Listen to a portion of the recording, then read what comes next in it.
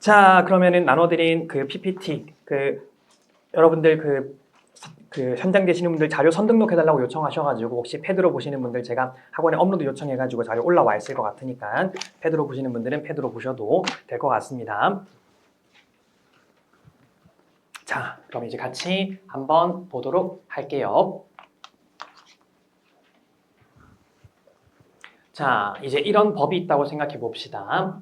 A법 10조 1항은 누구든지 의료 광고를 해서는 안 된다라는 규정을 두고 있고요. 26조에서는 10조 1항을 위반하면은 징역 1년 이상에 처하겠다라는 규정을 두고 있습니다. 자, 그럼 이제 일단 우리가 존재하는 헌법재판의 종류는 이렇게 5가지, 크게는 6가지가 있습니다. 위탄, 정권, 헌. 위헌 법률 심판은 아시는 것처럼 법률이 헌법에 위반되는지 여부를 헌법재판소가 심판을 하는 거고, 이 위헌 법률 심판의 특징은 뭐예요? 위헌 법률 심판의 특징은 재판의 전제성이죠. 다시 말하면 그냥 추상적인 상태에서 청구하는 게 아니라 나에게 구체적인 사건이 계속 중일 때 그 재판 과정에 법원에 신청을 해서 법원이 우리 신청을 받아줘서 헌법재판소에 통지를 받아보는 절차입니다. 그래서 우리가 위헌 법률 심판을 이렇게도 부르죠. 구체적 규범 통지. 그러니까 구체적이라는 표현 자체가 어떤 사건이 발생했다라는 거고요. 추상적이지 않고 구체적인 사건이 발생했다라는 거고, 규범은 그냥 말 그대로 법규범을 말하는 겁니다. 그래서 구체적 사건에서 법규범을 통지하는 절차다라는 의미에서 위헌 법률 심판은 구체적 규범 통지라고 부릅니다. 자, 탄핵 심판이랑 정당 해산 심판은 뭐 너무 뻔하죠. 탄핵은 고위공직자를 파면하는 제도이고, 정당 해산은 민주적 기본 질서에 위반되는 정당을 해산하는 제도입니다. 자, 권한쟁의 심판은 뭘까요?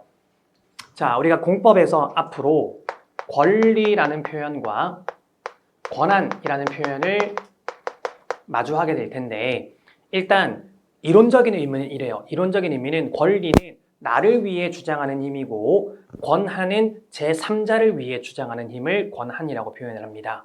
자, 그런데 기본적으로 우리는 민사법 배우셨을 거니까 소송이라는 건 나의 이익을 위해서 제기하는 겁니다. 그렇죠? 그래서 나의 이익과 상관없이 제기하는 소송은 우리가 소권 남용이라는 표현을 쓰기도 하죠.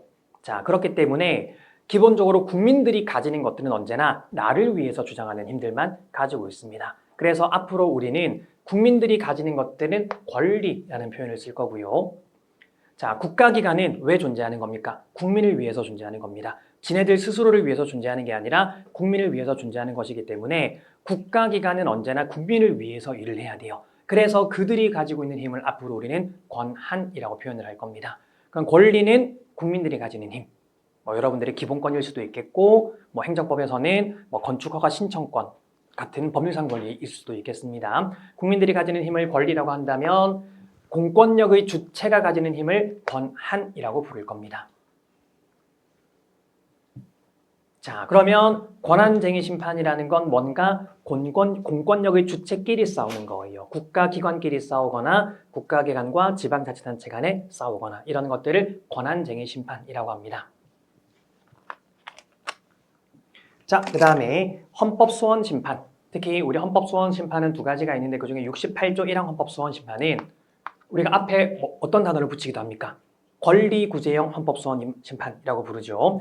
이 헌법소원 심판은 공권력의 행사 또는 불행사가 나의 기본권을 침해할 때 제기하는 게 헌법소원 심판이죠. 그래서 그 공권력으로 인한 나의 기본권 침해를 구제해주는, 기본권이라는 권리를 구제해주는 심판이어서 권리구제형 헌법소원 심판이라고 얘기를 합니다. 이 권리구제형 헌법소원 심판의 특징들은 첫 번째는 그 공권력 행사가 나의 기본권을 직접 침해하고 있어야 되고요. 2번째는 다른 다툴 방법이 없어야 됩니다. 나머지 요건들도 있기는 하지만 어쨌든 대표적인 특징은 그래요. 공권력 행사가 나의 기본권을 직접 침해하고 있어야 되고, 다른 다툴 방법이 있으면 그 방법을 써야 되고, 다른 다툴 방법이 없을 때 헌법소원을 제기를 하는 겁니다.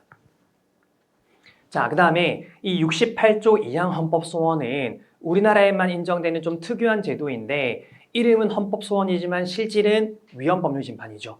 위헌법률심판을 법원에다가 신청을 했는데 법원이 그걸 받아주지 않았을 때, 재청 신청을 기각했을 때 국민이 직접 헌법재판소에 가서 그 법률의 위헌성을 판단받아 볼 수 있는 절차가 68조 2항 헌법소원입니다. 그래서 실질은 위헌법률심판과 동일해요.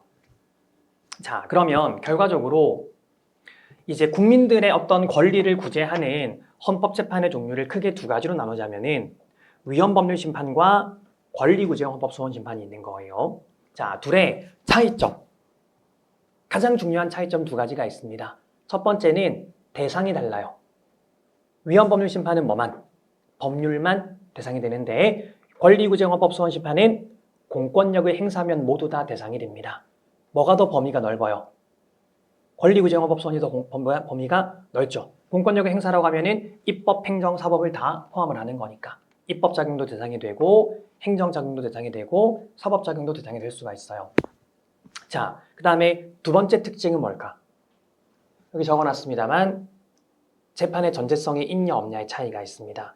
위헌법률심판은 어떤 사건이 계속 중일 때 청구를 하는 거고 권리구제형 헌법소원은 재판이 진행 중이면 청구할 수 없어요. 재판을 통해 구제받을 수 있으니까. 근데 재판과 무관하게 어떤 공권력의 행사가 나의 기본권을 침해할 때 청구할 수 있는 게 권리구제형 헌법소원입니다. 그래서 두 번째 특징은 위헌법률심판은 구체적인 재판을 전제하고 있는데 68조 1항은 재판을 전제하지 않고 청구를 하는 겁니다. 자, 마지막 세 번째가 하나 더 있는데 세 번째, 본안 판단도 약간 차이가 있습니다. 위헌법률심판에서 이기려면은 본안에서 뭐가 결정나야 됩니까? 법률이 뭐다? 헌법에 위반된다. 이름 그대로예요. 법률이 헌법에 위반되면 이기는 거야. 근데 68조 1항 헌법소원에서 이기기 위해서는요. 공권력 행사가 뭐 해야지만 기본권을 침해해야지만 이길 수가 있습니다. 본안 판단 대상은 위헌법률심판은 헌법 위반이다 라는 거고 68조 1항은 기본권을 침해당했다 라는 게 68조 1항입니다. 이런 세 가지 차이점이 있습니다. 대상이 다르고 특징이 다르고 그 다음에 본안 판단 요소가 달라요. 이 세 가지가 위헌법률심판과 68조 1항의 차이점이다. 자, 그러면은 제가 이제 이거를 적어놓은 이유가 우리 법에 따르면 누구든지 의료 광고를 금지하고 있고 위반했을 때 1년 이상의 징역에 처하겠대요. 자, 그래서 누군가가 여러분들을 찾아왔습니다. 제가 이 조항에 대해서 헌법 소송을 제기하고 싶습니다. 라고 찾아왔어요. 여러분들이 맨 먼저 물어봐야 될 건 뭘까? 맨 먼저 물어봐야 될 거. 자, 이 사람이 헌법재판 청구하고 싶대. 그러면은 여러분들이 생각할 수 있는 방안은 몇 개 있습니까? 크게는 두 개죠, 두 개. 위헌법률심판이거나 헌법소원이거나. 그럼 둘 중에 하나 결정해야 될 거잖아요. 자, 뭐부터 물어봐야 되겠습니까? 그렇죠. 위반하셨습니까? 를 물어봐야 됩니다. 위반하셨습니까? 왜? 위반했으면 뭐가 진행 중이야? 재판이 진행 중일 거고 그때는 위헌법률심판을 청구하는 거고 아직 위반하기 전이라면은 재판의 전제성이 없으니까 그냥 법 자체가 나에게 의료 광고를 금지함으로써 의무를 주고 있죠. 나의 권리 의무를 변동시키고 있지. 그때는 68조 1항을 청구를 하는 겁니다. 자, 그래서 결국 우리가 국민의 권리를 구제하기 위해서 청구하는 헌법재판의 형태는 크게 두 개. 위헌법률심판이거나 68조 1항 헌법소원이거나 다음 페이지 넘어가겠습니다. 자, 그러면 우리 공법소송은 소송에서 승소하기 위해서는 2단계를 거쳐야 됩니다. 첫 번째는 청구의 적법 요건이 있어요. 우리가 민사는 예를 들면 이행 청구 같은 거는 이행 청구를 하는 것 자체만으로 적법해서 곧장 본안 판단으로 가지만 예를 들면 채권자 대위권 같은 경우에는 적법 요건이 있죠. 채권자 대위권을 행사하기 위해서 지켜야 되는 적법 요건이 있고 그게 충족되었을 때 본안 판단 넘어가는 것처럼 우리 공법소송은 언제나 2단계로 되어 있어요. 소송의 요건들이 정해져 있고 요건들을 충족했을 때 이제 본안에서 법률이 위헌인지 아니면 공권력 행사가 기본권을 침해하는지를 판단을 해줄 겁니다. 자, 먼저 위헌법률심판의 요건들 여러분들 많이 보셨을 건데 일단 외우셔야 됩니다. 자, 위헌법률심판은 일단 세 가지 요건을 충족을 해야 됩니다. 심판의 대상성, 법원의 재청, 재판의 전제성. 자, 여기서 심판의 대상성은 뭐만 대상이 될 수가 있습니까? 법률, 그다음에 법률과 동일한 효력을 갖는 것들. 말 그대로 위헌 법률 심판이기 때문에 법률과 동일한 효력을 갖는 것만 대상이 될 수가 있어요. 그래서 법률보다 하위의 효력을 갖는 것들은 대상이 될 수가 없습니다.